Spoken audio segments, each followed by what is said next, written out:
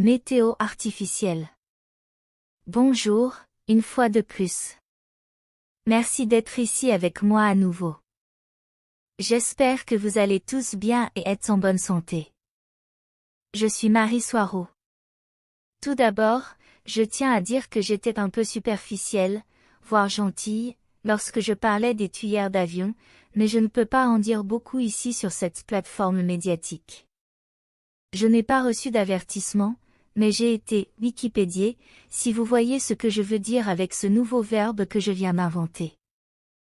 Donc, une fois de plus, je dois dire que ce contenu est uniquement à des fins de divertissement et peut être considéré comme de la science-fiction ou comme le spectateur le juge bon, mais je prends mes informations très au sérieux.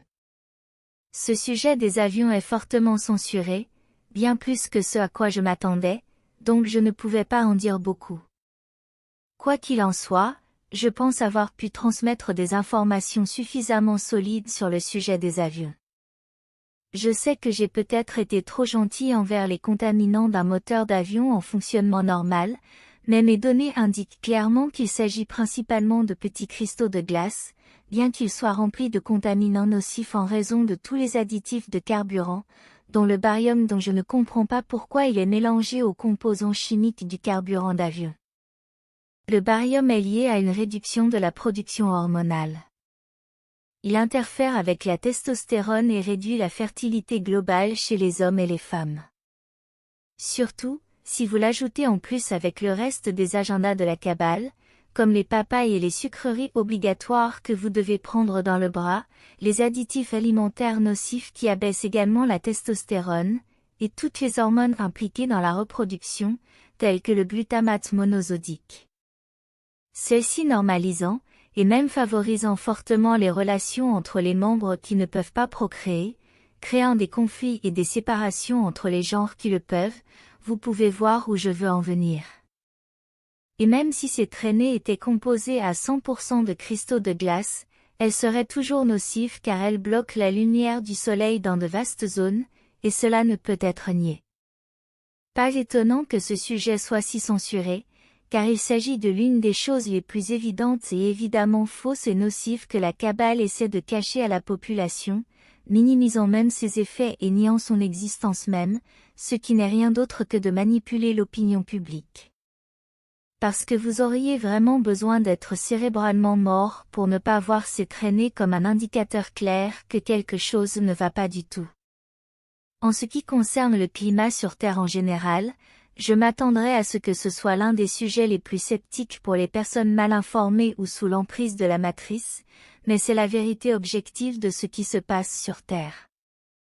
Même si la planète a ses mécanismes climatiques naturels, ils sont altérés, modifiés ou guidés par la technologie humaine au moins à 3 niveaux principaux ou échelles, où le premier est le niveau officiel, celui que les gouvernements acceptent comme existant, qui est la semence normale des nuages avec des produits chimiques normaux, qui inclut l'iodure d'argent, la glace carbonique à l'iodure de potassium, qui est du dioxyde de carbone solide, et le propane liquide.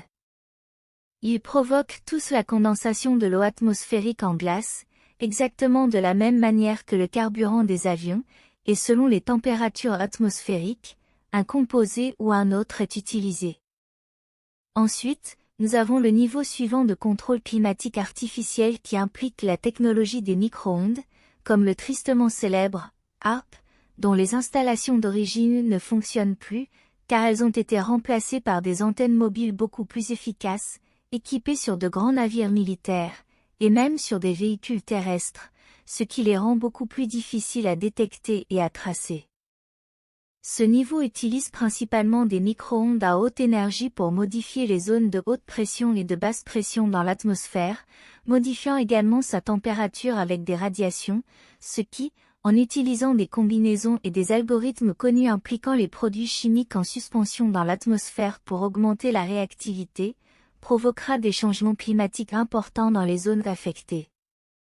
Et puis il y a le dernier niveau de contrôle climatique qui implique une technologie encore plus avancée, et que seule la Fédération galactique et ses races membres et races subalternes ont à leur disposition. Cette technologie est bien au-dessus du niveau et de la compréhension humaine et a été utilisée pour altérer le climat naturel de la Terre, jusqu'à créer des inondations, des tempêtes, des ouragans et des tornades, entre autres événements, dans le but de produire une expérience existentielle pour les âmes incarnées sur Terre.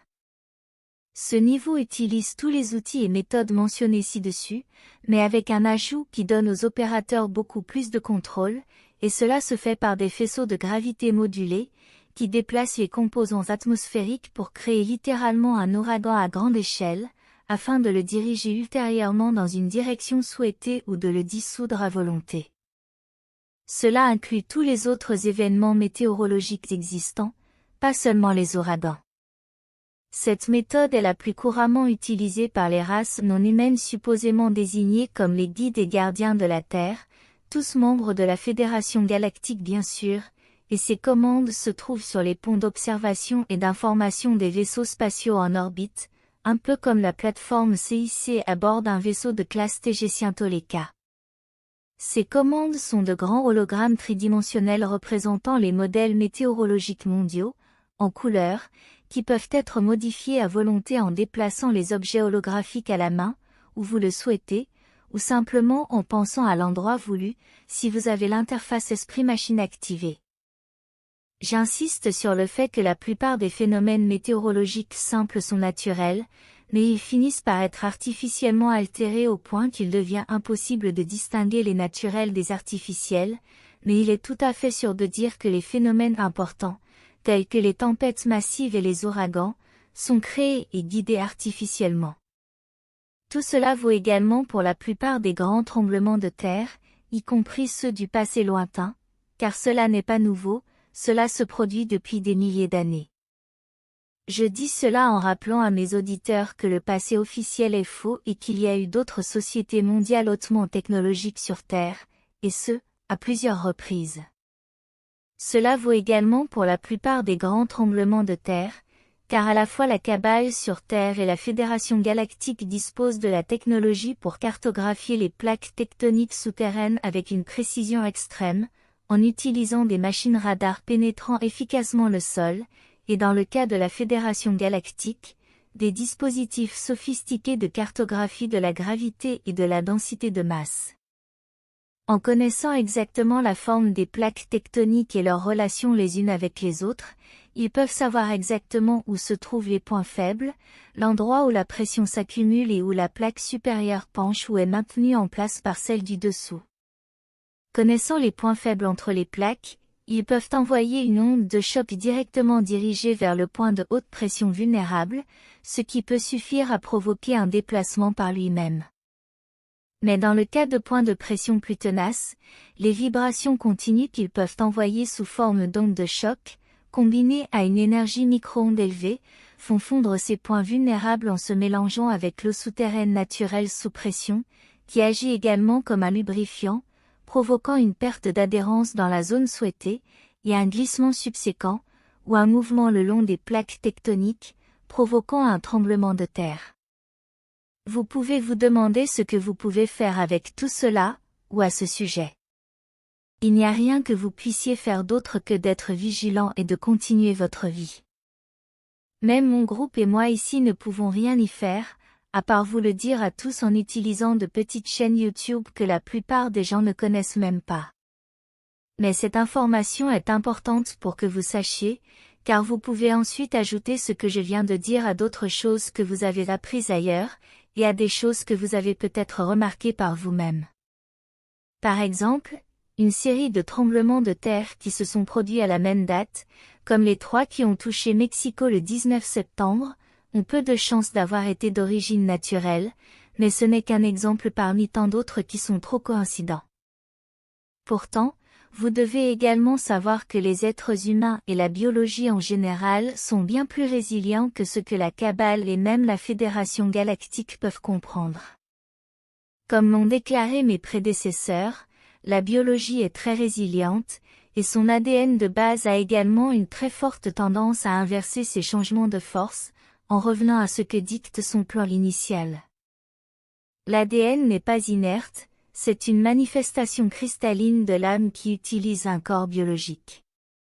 Cela peut prendre du temps, mais il revient à refléter ce que l'âme de son propriétaire souhaite, donc modifier l'ADN des personnes en laboratoire, par la force, ne peut apporter que des résultats temporaires, à moins que la conscience de la personne puisse également être modifiée pour accompagner ces changements artificiels, afin qu'ils se synchronisent, fixant ainsi les changements artificiels en place.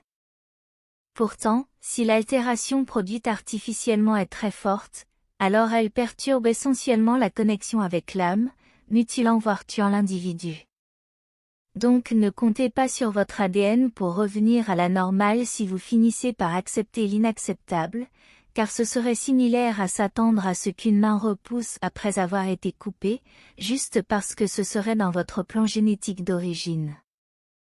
Merci d'avoir regardé ma vidéo, et d'avoir liké et souscrit, j'apprécie énormément, et ça m'aide plus que vous ne le pensez. J'espère vous revoir ici la prochaine fois. Prenez bien soin de vous. Avec beaucoup d'amour, votre amie Marie Soireau.